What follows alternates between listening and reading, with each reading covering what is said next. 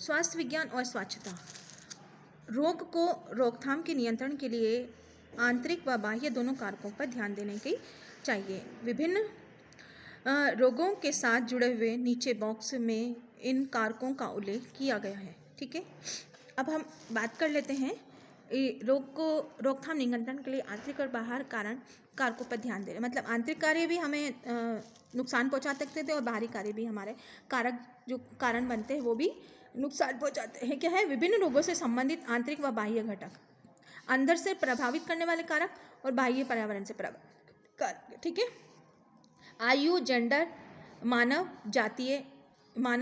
जातीयता और जाति। ठीक है, दूसरा है जैविक कारण, आनुवंशिकता, रुधिर वर्ग, एंजाइम, रक्त के विभिन्न पदार्थों के स्तर जैसे कि कोलेस्ट्रॉल, विभिन्न अंगों और तंत्रों का कार्य क्षमता। ठीक है, फिर है सामाजिक व आर्थिक विशेषताएं जैसे व्यवसाय, वैवाहिक स्थिति, आवास, जीवन शैली संबंधी कारक, पोषक आहार, शारीरिक सक्रियता, रहन सहन की आदतें, व्यसनी पदार्थों का सेवन तथा मादक द्रव्य, मदिरा, ये आंतरिक कारक।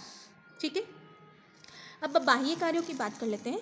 बाह्य पर्यावरणीय कारक, भौतिक पर्यावरण, वायु, जल, मृदा, आवास, जलवायु, भौतिक स्थिति, गर्मी, प्रकाश, शोर, विकिरण, ये बाह्य कारण पर्यावरण के हैं जो हमें प्रभावित कर रहे हैं। ये तो परपोषी कारक है। ठीक है, ये पर्यावरणीय कारण है।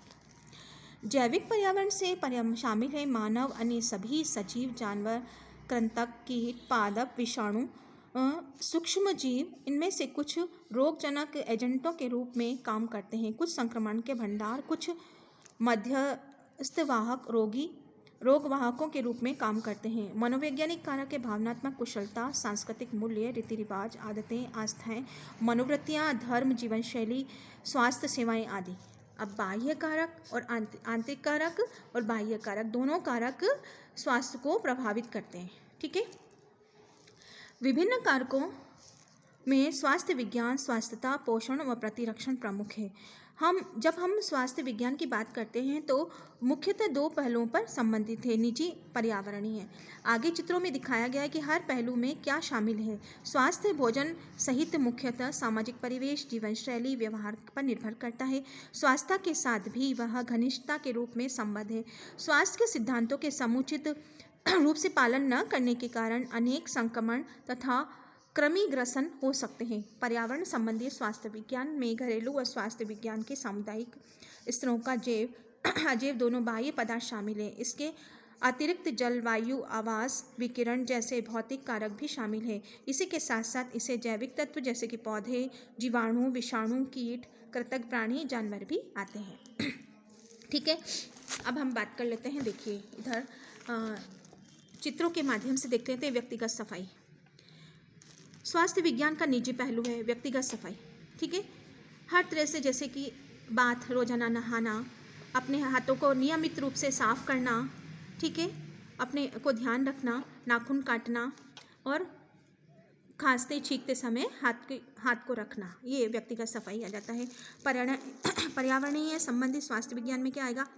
जो आसपास के वातावरण के लिए क्या है? पानी की आपूर्ति, अगर पानी स्वच्छ है, अच्छा है, और मलमूत्र का निपटारण, जो मानव मलमूत्र निकलता है उसका निपटारण किस तरह से किया जाए, ठीक है। अपशिष्ट तरल पदार्थ, सीवरेज का निपटारण, अपशिष्ट जो पदार्थ निकल रहे हैं उसका निपटारण कैसे किया जाए, कूड़ा करकट निपटारण, ठोस पदार्थों का प्रबंधन, मतलब हर चीज़ का जो भी हमारे पास वेस्ट आ रहा है उसको भी हम उसको यूज़ करके उसको कार्य में लें। आवास व्यवस्था कैसी है, स्वच्छता का अभ्यास कैसा है, हम खुद की स्वच्छता की आदत है या नहीं है।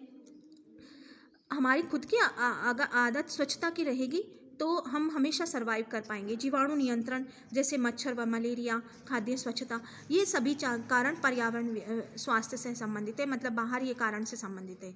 ये आंतरिक कारण से संबंधित है, व्यक्तिगत है, और ये पर्यावरणीय कारणों से संबंधित है।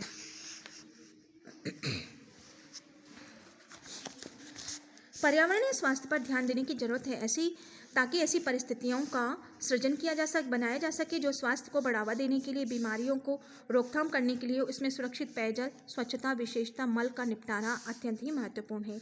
इसी प्रकार वायु जल प्रदूषण भी चिंता का विषय है। जल का गुणवत्ता महत्वपूर्ण है क्योंकि संदूषित जल अनेक रोगों का कारण बनता है। अतिसार, कृमिग्रसनों, त्वचा, नेत्र संक्रमण, गिनी कृमि संक्रमण आदि, ठीक है।